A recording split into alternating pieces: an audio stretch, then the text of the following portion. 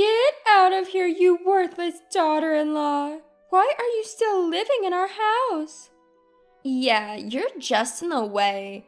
Go back to your parents' house, you ugly woman. After my husband passed away, my mother-in-law and sister-in-law tried to kick me out of the family home. What did I do to deserve this?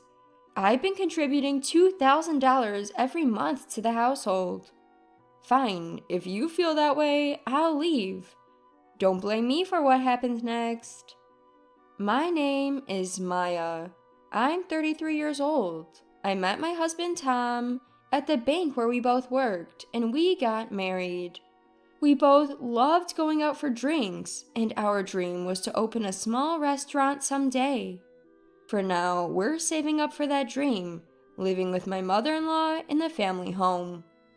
Maya, thank you for everything. After your father-in-law passed and Tom's at work, I've been so lonely during the day. Having you here to talk to has been such a blessing. Mother-in-law said with a warm smile. My father-in-law passed away before Tom and I got married. Mother-in-law and father-in-law were known to be a very loving couple. She was devastated when he died. She warmly welcomed me into the family home when Tom and I decided to live with her. The family home has a substantial amount of assets, so money was never an issue. No bullying, no financial worries. Given the comfortable life they provided, Tom and I decided to contribute an extra $2,000 monthly to the household. But there was one small issue. Tom's sister, Evie, who had moved to another state a few years ago. Mom, can you help me out with this month's expenses? I really shouldn't, but I'll have to ask Tom. Mother-in-law looked troubled by my sister-in-law's request. Yes, sister-in-law often came home with various reasons to ask for money. From her daughter's tuition to living expenses. Isn't Evie's husband working for a big company? Are they really struggling that much? What's it to you? Just because I moved out doesn't mean I can't ask my family for help. I didn't mean it like that. From the looks of it, sister-in-law wasn't struggling financially. Why did she rely so much on the family's money? I genuinely asked, but sister-in-law coldly responded. That's when Tom stepped in. Hey, are you asking Mom for money again? Big brother. What happened to the inheritance Dad left you? Enough! I don't need this. Sister-in-law shouted and stormed out. Tom, please just lend Evie some money. Mom, you're too soft.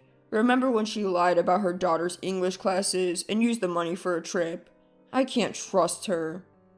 Mother-in-law, who always doted on sister-in-law, pleaded with Tom, but he firmly refused. Apparently, mother-in-law used to give sister-in-law a lot of money when father-in-law was alive, and he often scolded her for it. Since then, father-in-law managed the finances to ensure sister-in-law didn't get more than necessary. Now, Tom and I manage the family finances. We're close to saving up the $120,000 we need to start our restaurant. We'd often get excited talking about the dishes we'd serve and the restaurant's design. But then, tragedy struck. What? Tom collapsed? It happened on a weekend afternoon. I got a call from Tom's office where he was working overtime. When I was taken to the hospital, I was shocked by what the doctors told me. At the hospital, the doctor told me Tom had suffered a subarachnoid hemorrhage.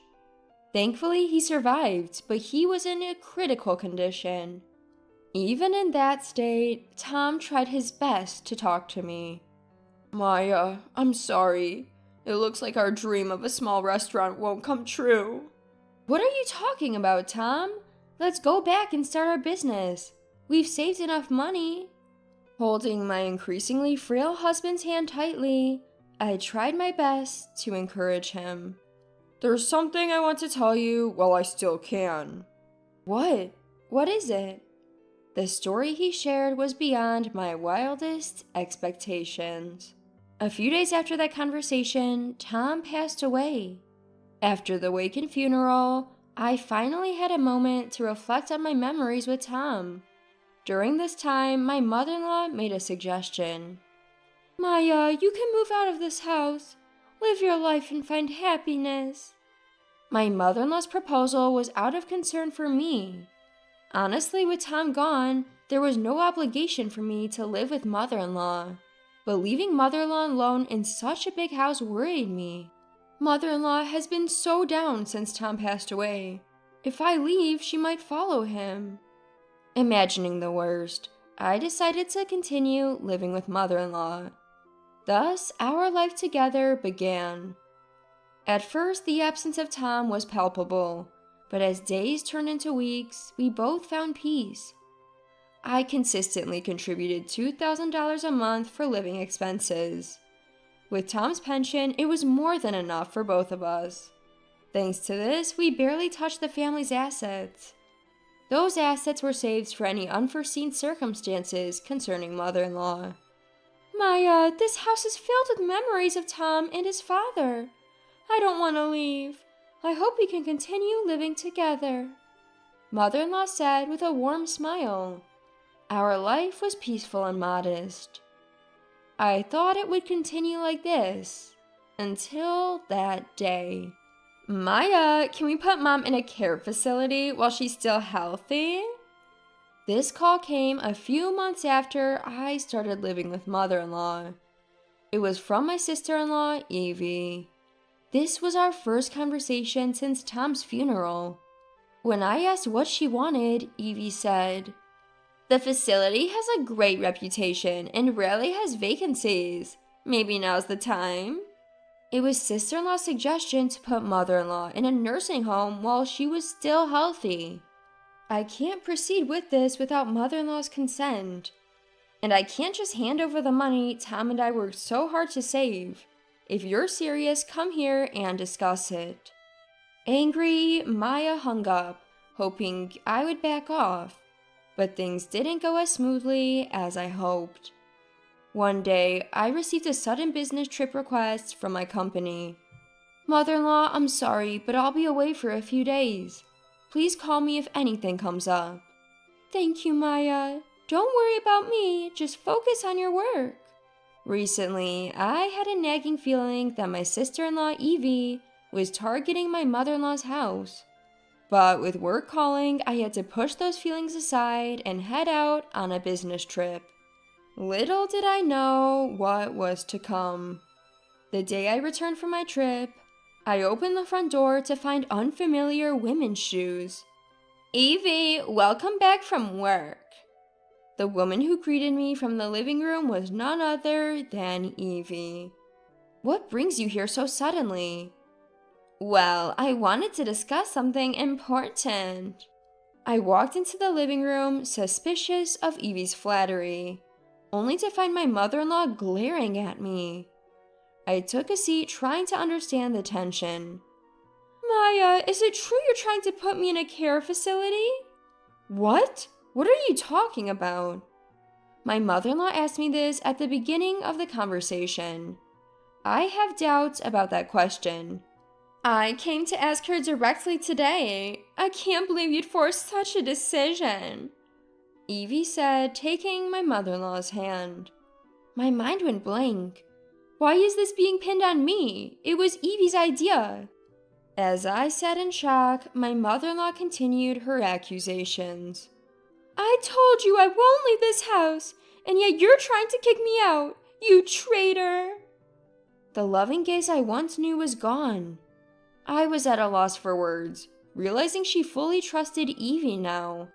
It's strange to leave the household finances to someone else. Evie will be living here now. We don't need you anymore. As my mother-in-law guarded herself, Evie smirked.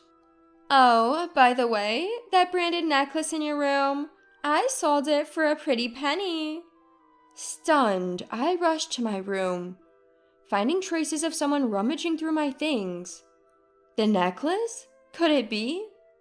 Maya, was that necklace so important? It was just a piece of jewelry. Saying that, my sister-in-law entered the room with a smile. It was a gift from my late husband. How could you sell it? Tears welled up in my eyes. Well, it brought in money. I'm sure your brother would be happy. I couldn't forgive her. She sold a cherished memory of my late husband. From that day, I vowed to get back at Evie. The next day, I packed my belongings, personal items, my husband's keepsakes, photos. With my bags ready, I left the house. At the door, a gleeful Evie said, I'm sorry your mother-in-law isn't here to see you off. She doesn't want to see your face anymore. I see. Please take care of her. With a triumphant smile, Evie watched as I left the house for good. A few months after settling into the new place, I got an unexpected call from my in-laws. You took money without asking, didn't you? How could you be so heartless? You're the worst. What? I have no idea what you're talking about. What happened? Sister-in-law shouted even louder, pressing for answers. From what I gathered, the bank account balance, which I used to manage, was low, and they couldn't cover basic bills like water. For some reason, they thought I had taken the money. Just come over here now. Before I could respond, sister-in-law hung up with a slam. I couldn't help but grimace at the audacity. Honestly, after what they did, I had no obligation to go, but this might be the perfect chance to expose the truth. With that thought, I called someone and drove to my in-laws' house. A few hours later, you finally made it. Come in. Sister-in-law and mother-in-law were seated, looking ready to blame me for everything. Look at this. The bank statement showed a negative balance. I don't know how much you've been spending, but maybe you overspent and that's why there wasn't enough? What? You're blaming us? Mom said our spending hasn't changed since you left. Well, maybe it's because I was depositing $2,000 a month, right there. So the only money left is the inheritance from father-in-law. What?